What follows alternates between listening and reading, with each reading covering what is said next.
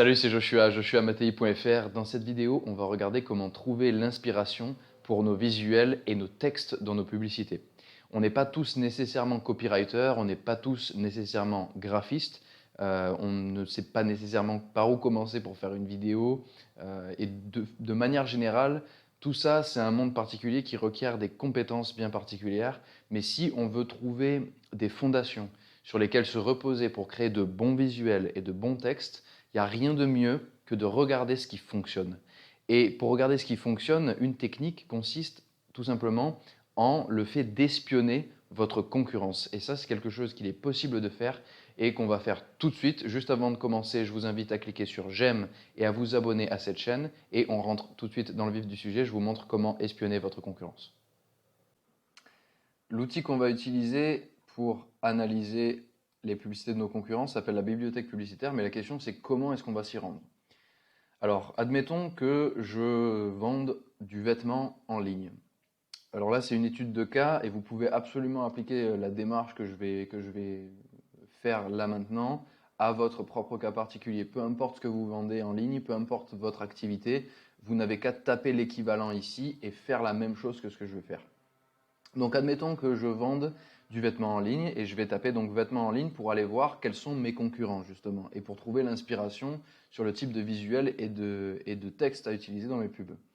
Donc là, je vais regarder en priorité ceux qui font des pubs sur Google parce que s'ils font de la pub sur Google, il est plus probable que l'inverse, qu'ils fassent de la publicité sur Facebook aussi, et il est aussi plus probable qu'ils en fassent plutôt que ceux qui sont les premiers dans les résultats organiques, même si là, visiblement, ils sont partout. Mais bon, c'est normal. Voilà, bref, c'est une autre histoire. Donc, on trouve nos concurrents. Là, admettons, mon concurrent, c'est Azos ou Zalando.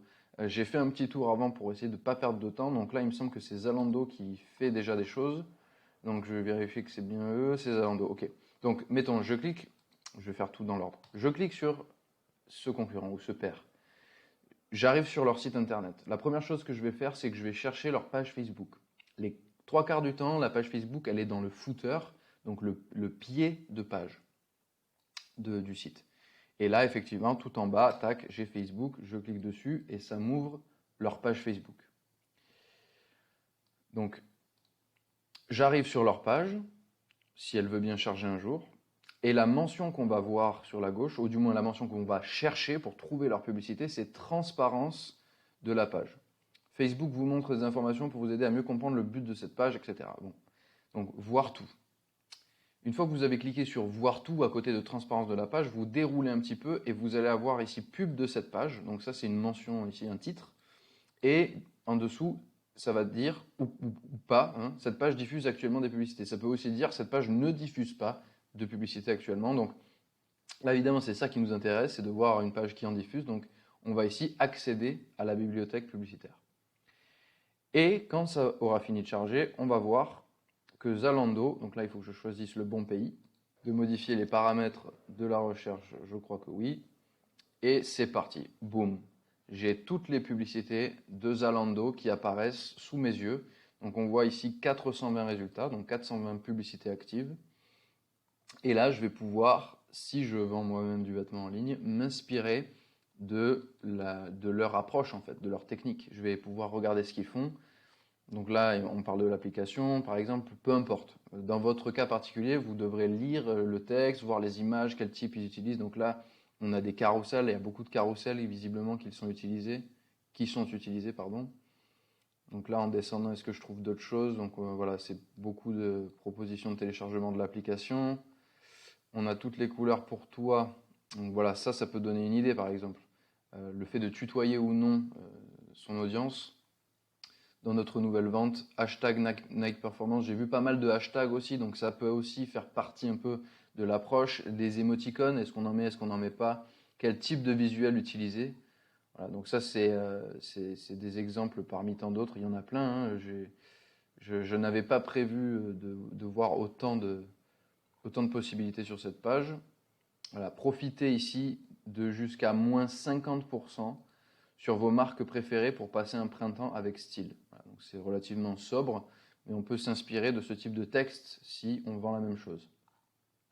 et ainsi de suite. Voilà. Voilà, par exemple, on peut aussi s'inspirer d'un type de format particulier, la vidéo ici, voir comment ils construisent leur vidéo, analyser la structure, l'intro, la conclusion, qu'est-ce qui se passe au milieu, le type ici de texte, soyez vous-même, croyez en vous, célébrez la beauté de tout pour aujourd'hui ou pour demain, bref, voilà.